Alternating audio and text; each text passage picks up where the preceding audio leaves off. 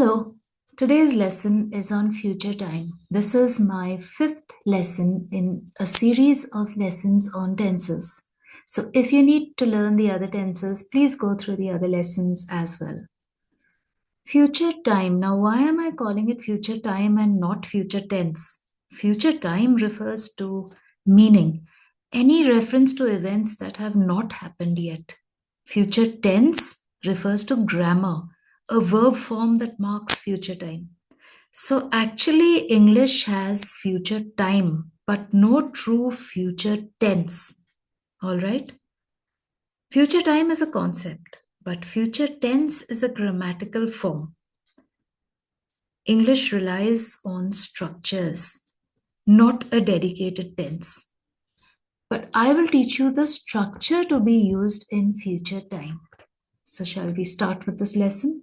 Now, according to me, this is the easiest tense to learn in English. Let's see why. What is the future tense?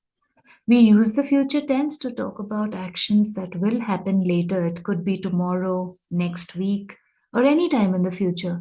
Future could be even 1 second from now. It's the future, it hasn't happened yet.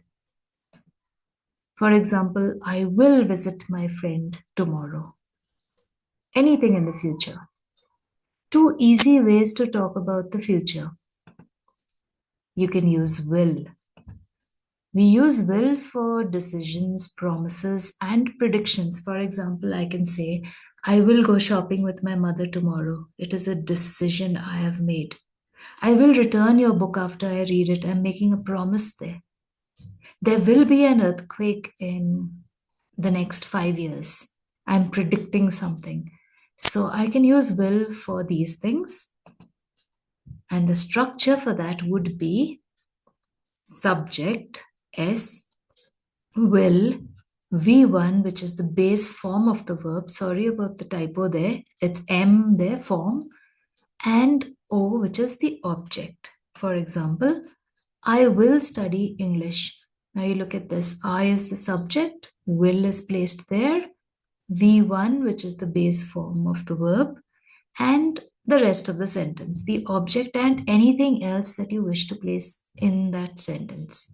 So, why am I saying that this is the easiest tense to learn? Because all you have to do is look at the sentence, okay, and you see which word is put in brackets, and you just take that word from the brackets, put it directly there, and add a will. That's it. You don't have to think about what the subject is. Is it singular? Is it plural? You don't have to think about other changes you need to make here and different words that you might need to use over here, which you do for the other tenses.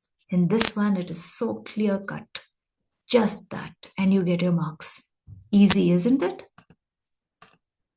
The second way that you can use this is if you use the words going to. We don't always have to use the word will. We can also say going to. Now, how do we use this?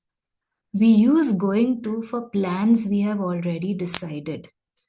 I am going to eat my dinner at 7 p.m. tonight, like that. What's the structure of this now? If you're going to use going to, then what would the structure be? It would be like this: the subject plus am or is or are.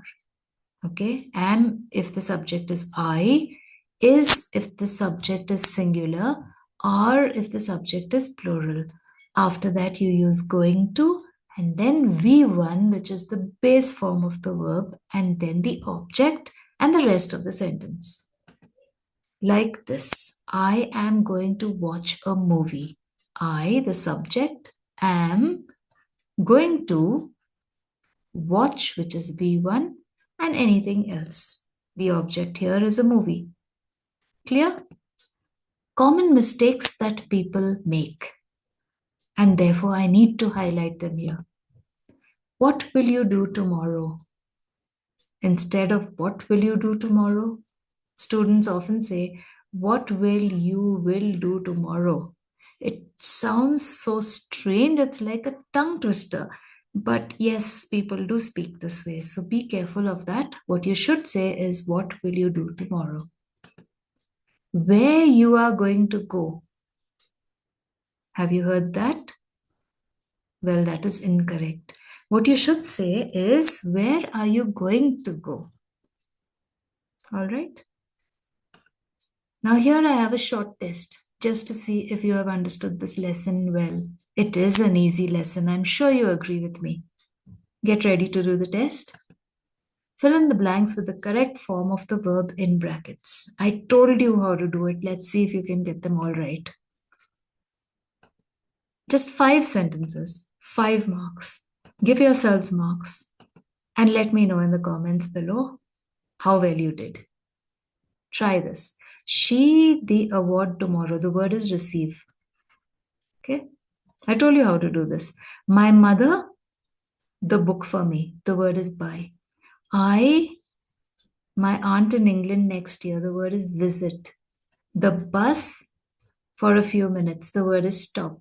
Rohit, the guitar at the function. The word is play. And let's see how you did.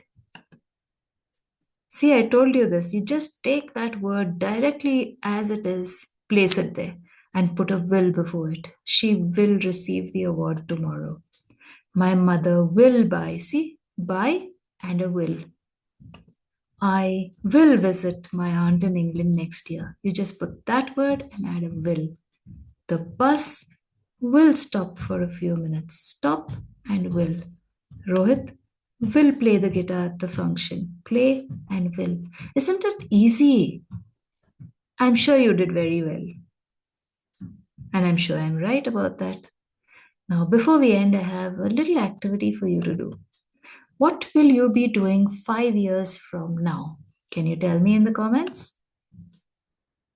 Okay, bye.